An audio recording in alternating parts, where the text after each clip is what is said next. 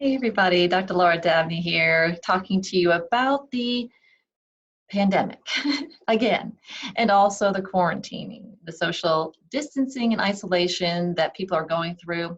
Because a lot of people, the media, my patients, family, and friends have talked to me about the psychological implications of this social distancing, and I wanted to go ahead and address all those concerns and questions here in one place. So, let's talk about my favorite topic, psychology. The psychology of this very interesting time. I always like to start with a few statistics to get us grounded. The American Psychiatric Association sent out a survey at the very end of March and asked how this was all impacting people, and a third of the responders said that the pandemic and quarantine was seriously impacting their mental health. Similarly, the National Alliance of Mental Illness found that their help sites, their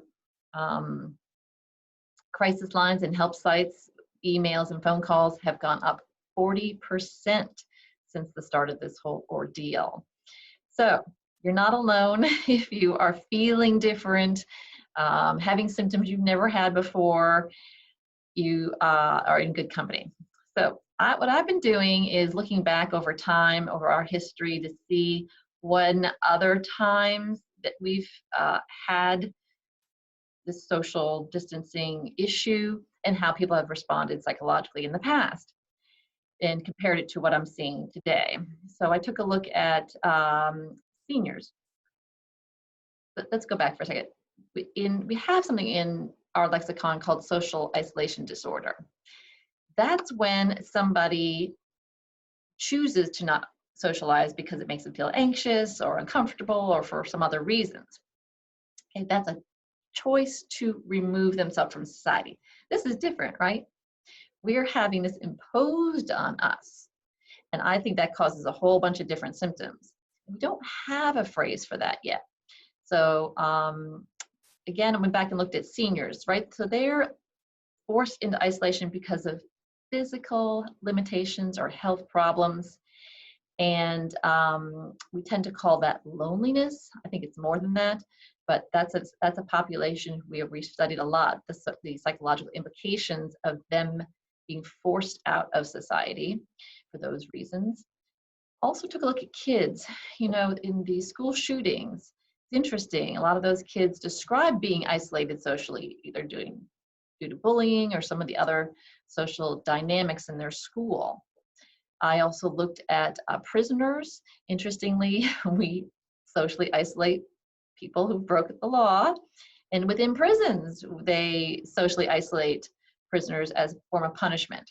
So we inherently know that it's punitive to isolate somebody from their social circles, interestingly. And also war victims. I took a look at World War II victims in London, the bombing that went on there for months and months, and they had to have blackouts, and therefore they were limited in their social circles. So what does this all mean? What have I found that compared to this? I actually have coined a phrase, it's called social confinement and restrictive disorder, SCARED. And what I've been seeing is a combination of anxiety symptoms, so worrying and insomnia, depression symptoms, lack of joy from things, lack of motivation, along with some obsessive compulsive symptoms, so chronic ruminations or repeating tasks that aren't really necessary. So that's sort of a general overall picture I've been seeing. But here's the thing, 22% of people before all this had anxiety, and 12% of people in our population had mood disorders, which we call depression and bipolar disorder, before the pandemic. So what about those people? Well, as you can imagine, people who had anxiety have an increase in their anxiety, often to the point of now developing panic symptoms, which is trouble breathing, sweating, sense of impending doom. The people who had depression are now experiencing more depression symptoms, to include more serious ones like helplessness and hopelessness, sometimes suicidal thoughts. And seniors have a double whammy, right? Because already they were socially isolated due to physical and health limitations. And now the people who had been reaching out to them to keep them from being socially isolated aren't there anymore. So they now have this double whammy involved, and they, of course, will have any or all of these symptoms. And also in general, all those groups can have an increase in substance abuse as well. So very interesting that people who never had a mental health disorder are developing some of these symptoms, and the people who had mental health issues are seeing a worsening of those. So what does this all mean for you in terms of coping? Coping skills wise, it's interesting. We've been talking a lot about that in the social media and everywhere, and I'm all for, we've heard a lot about the new hobbies or expanding on hobbies, which is always great. I personally am struggling with the puzzle part. I am not the jigsaw puzzle person I thought I might be. So we got that out of the way. But also cooking, gardening, all those things are super, but they're also isolating. So I'm going to suggest some other things that may give a sense of connecting that you may not have thought of. For instance, why that's so important is because, we are social beings. Every study ever done emphasizes how we are social animals, and therefore socialization is super important.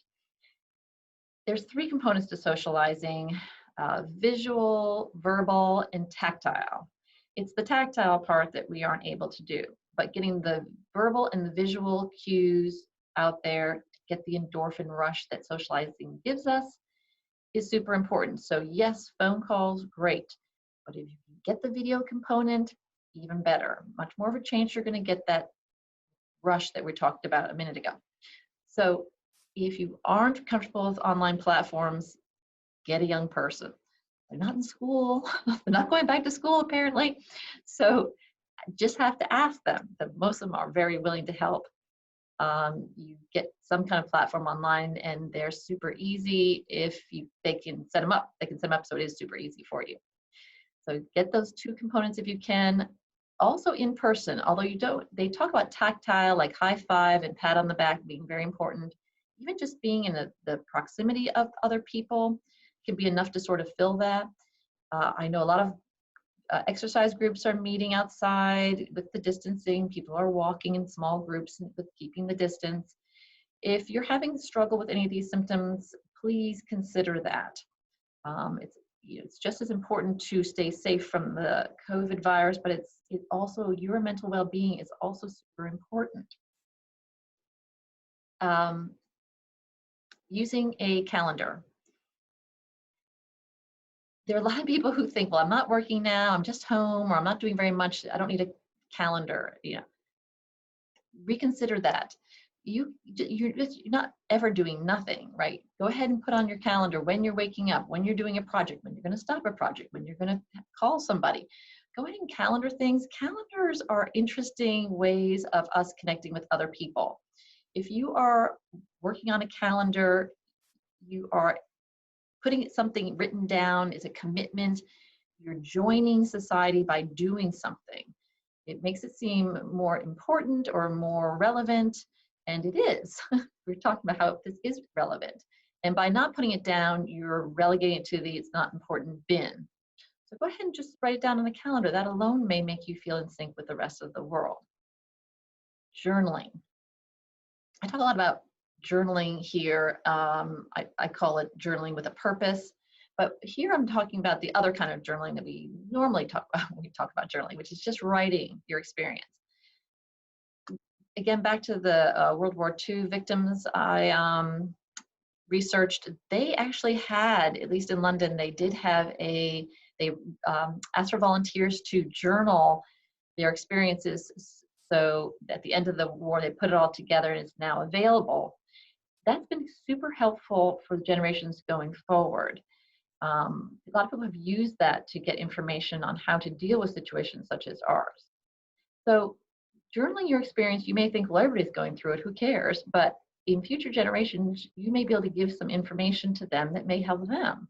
So again, it gives you a sense of purpose. Just write down whatever you're experiencing or going through. And you may be surprised how one day that is very valuable information. If you were part of an organization that is no longer meeting you, such as your point for seniors, if they're not coming to you anymore or it's disbanded for whatever reason, call them. Don't assume don't assume they're not meeting or doing something else. A lot of groups and organizations and people have pivoted during this time, including your doctor. Go ahead and call your doctor, even if it's just to say hi. You know, the staff can tell you different ways to reach out or check on you. You may want to tell them you want to check every other week or so just to touch base because you're having these symptoms. It's important for them to know, and it's important for you to have that contact.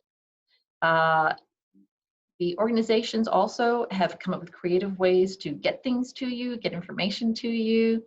So don't be afraid of checking that out. You may have missed an email or something about what they're doing. Please, please, please go to the hospital, get help, emergency help if you need it, if your substance abuse is getting out of control, or if you have any thoughts of wanting to hurt yourself or anybody else. I can't tell you how I get to this point with people and they've admitted these serious symptoms, but then they're afraid or scared or embarrassed to go get that emergency help. Now with the COVID, I keep hearing, well, the hospital's overrun or I don't want to get COVID. We hear a lot of information from the very busy hospitals like in New York City, but that's not the case. We're very fortunate in Virginia that that's not the case with our hospitals. I have lots of friends who work in those hospitals, heard firsthand. They're treating COVID separately in a separate ward altogether. They're still treating, there's still the doctors there to treat other symptoms and problems. So please, please go to the hospital and get checked out and helped if you need to. Also, here's my personal plea. This is a personal pet peeve of mine that people will not use 911 because they're embarrassed. 911, the EMTs, when they get to you, can treat you right away, all right?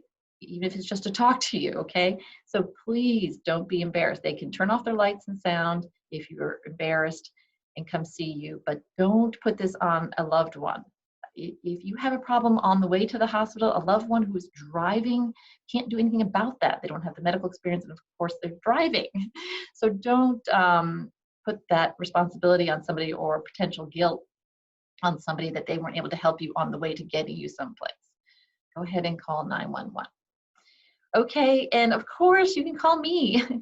We're open, we're here, we're doing video and in person, and we'd be more than glad to help you out. 757-340-8800. One more coping strategy.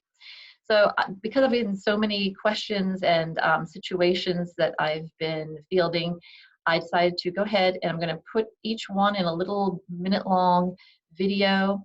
So you'll be seeing these little mini videos coming up over the next few weeks as I get those all addressed. You may have one of your questions or concerns may be in there, so stay tuned. Take care, everybody. Bye-bye.